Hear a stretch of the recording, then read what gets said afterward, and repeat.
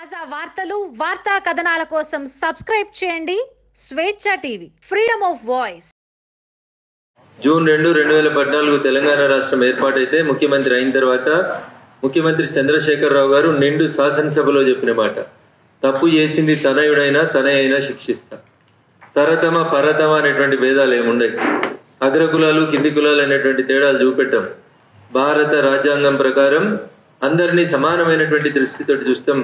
భారత రాజ్యాంగాన్ని కాపాడుతాం, ప్రజల్ని కన్నబిడ్డలలో చూస్తాం, ప్రభుత్వ ఆస్తుల్ని కాపాడుతాం. ప్రభుత్వం ఇచ్చేటువంటి ఫలాలన్నీ పేద ప్రజలకు మాత్రమే చెందాలి, పేద ప్రజలే లక్ష్యంగా మా ప్రభుత్వం పనిచేస్తుంది. తెలంగాణ సుభిక్షంగా ఉండాలంటే ఎట్లుండాలి ఏందనే దానికోసం నాకు ఒక కళ ఉంది, ఒక కల్పన ఉంది. ఆ కథ కోసం, ఆ కల్పన కోసం కబ్జాలు చేసేటోళ్ళు ఎవరైనా నేను కంట్రోల్ చేస్తా, నియంత్రిస్తా, దుర్మార్గుల మీద చర్ణకోలు దొరుకుతా అని చెప్పి ప్రమాణం చేసి కేబినెట్ ఏర్పాటు చేసుకుంటే వచ్చిన అమాత్యులు కాపాడాల్సిన వాళ్ళే కంచె చేను మేసింది అన్నట్టు మాకందరికీ ఆదర్శం మా నాయకుడు గౌరవ ముఖ్యమంత్రి చంద్రశేఖరరావు గారు. కాబట్టి భారత రాజ్యాంగం మీద ప్రమాణం చేసినటువంటి గౌరవ మంత్రులలో సారు ఫామ్ హౌస్ పెట్టుకున్నాడు కదా అని అనుకున్నట్టున్నారు, వారి అడుగుజాడలలో నడదామని నిర్ణయం తీసుకున్నారు గౌరవనీయులు వ్యవసాయ శాఖ మంత్రి గారు. వ్యవసాయం బయట వాళ్ళకి ఎందుకు, సబ్సిడీలు బయట వాళ్ళకి ఎందుకు, ఫామ్ హౌస్లో పంచాయతీ బయట వాళ్ళకి ఎందుకు?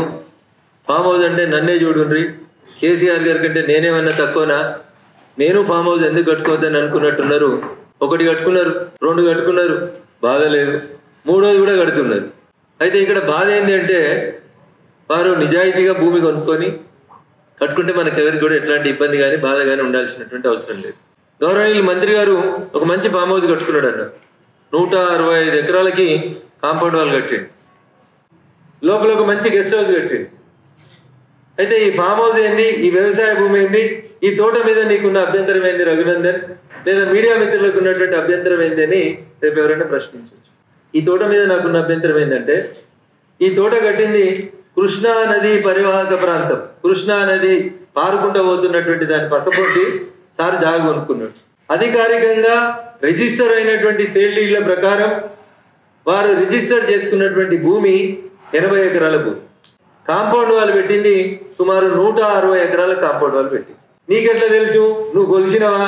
మళ్ళీ మా సార్ అంటాడు ట్రాక్టర్ తెచ్చి దున్నుతా అంటే దున్ను అంటాడు. అట్లా అట్లా ఈ కాంపౌండ్ వాల్ ఎక్కడిది, నువ్వు ఎట్లా కొలిచినావు అని అడుగుతారు సార్లు. దీన్ని కొలవడానికి సైన్స్ని టెక్నాలజీని వాడుకున్నాం. కాంటూర్స్ అని చెప్తారు భూమి కొలుస్తుంది. ఆ కాంటూర్ లెవెల్స్ తీసుకొని మనం కట్టాలనుకుందే ఇట్లా కృష్ణా నది ఇట్లా నీళ్లు వారుకుంటూ పోతుంటే దాని బ్యాంకున అంటే దాని ఒడ్డునే దీన్ని ఆనుకొని ఉన్నటువంటి నదిలో ఇక్కడికి కాలువ అయిపోతే దీన్ని ఆనుకొని ఉన్న నది లోపల 6 మీటర్ల ఎత్తు కింద నదిలో నుంచి కాంపౌండ్ వాళ్ళు లేపుకుంటూ వచ్చారు. 6 మీటర్ల ఎత్తు లేపి ఇక్కడ ఉన్నటువంటి పొలానికి సమానం చేసి దాన్ని మొత్తం మట్టి ఫిల్అప్ చేసి ఈ కృష్ణా నదిని ఎంకరేజ్ చేసి లోపలికి పోయి కృష్ణా నదిలో గోడ కట్టి దాంట్లో మొత్తం మట్టి ఫిల్అప్ చేసారు. ఇది కృష్ణా నది పరివాహక ఫోటో, ఇది కృష్ణా నది పరివాహక ప్రాంతం. దీని లోపల ఇక ఇంత దాకా వచ్చి వీళ్ళు కాంపౌండ్ వాళ్ళు కట్టుకుంటూ వచ్చారు. రౌండ్ మార్కేషన్ ఇప్పుడు మీకు అన్ని బుక్స్ పంపిస్తాం. మై ఫైట్ ఏంటంటే 1 కబ్జా చేసిండ్రు, 2 ఆ కబ్జాలో నది కబ్జా చేసిండ్రు, 3 నదిని నింపిండ్రు, 4 బినామీల పేరిట ట్రైబల్స్ పేరిట దాదాపు 7-8 కోట్ల రూపాయల సబ్సిడీలని అగ్రికల్చర్ అండ్ హార్టికల్చర్ డిపార్ట్మెంట్ నుంచి తెచ్చుకొని ఆ తర్వాత ఆ భూముల్ని మీ కుటుంబ సభ్యుల పేర్ల మీదకి బదిలీ చేసుకున్నారు. It's born by record.